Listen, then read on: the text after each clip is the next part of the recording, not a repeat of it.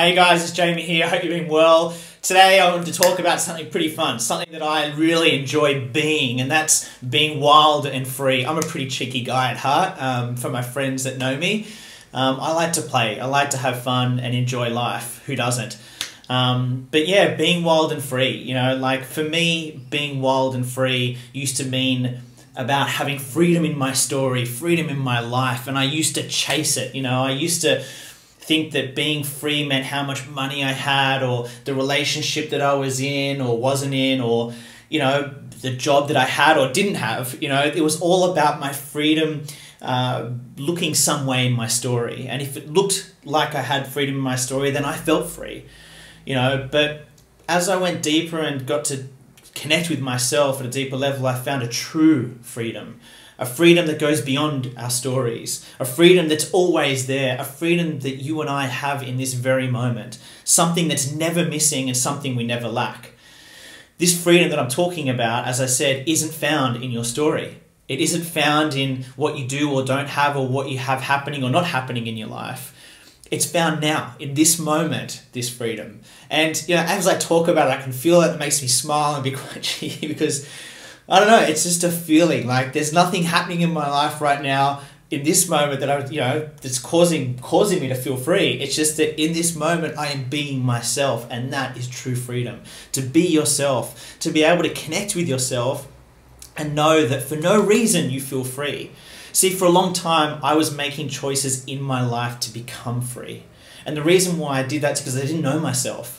You know, I thought that freedom, as I said, was something that had to come from my story in some way. I had to go, you know, become financially free. I had to go and become free in a relationship or free out of a relationship. You know, I had to find a way of being free in my health and wellness. You know, but for so long we looked to control these areas of our life. You know, we looked to think that there's something that we must do in order to feel this freedom, this wild feeling of being ourselves. You know, when I look at nature or look at animals in the wild, especially, you know, when I look at animals in the wild, I feel this freedom, you know, and I feel this sense of freedom. But, you know, I remember and I remind myself, it's not because of what I see in the wild that I feel that.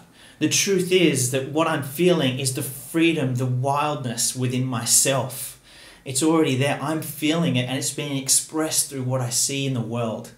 You know, I had a client of mine actually the other day, this guy who was talking about how he's extremely charged and very angry about caged animals. You know, he brought this conversation up, and it's one of the things he's really passionate about.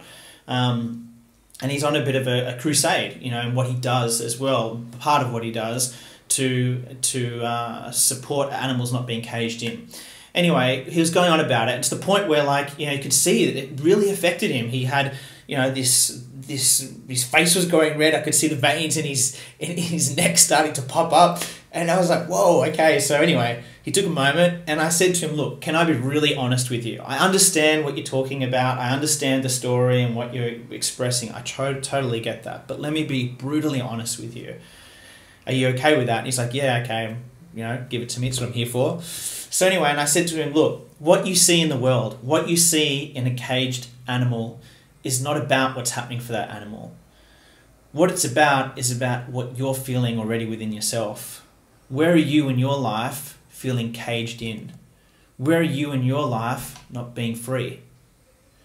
And he took that in for a moment, and then he just melted. And I could see within himself, there were a couple areas in his life where he was feeling extremely caged in.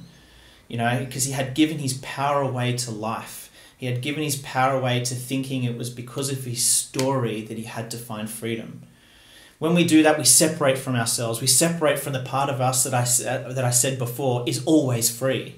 There's a part of you that's not looking for freedom because it is already free in who it is, your true self. But very rarely do we take time to get to know that part of ourselves because we go to our mind.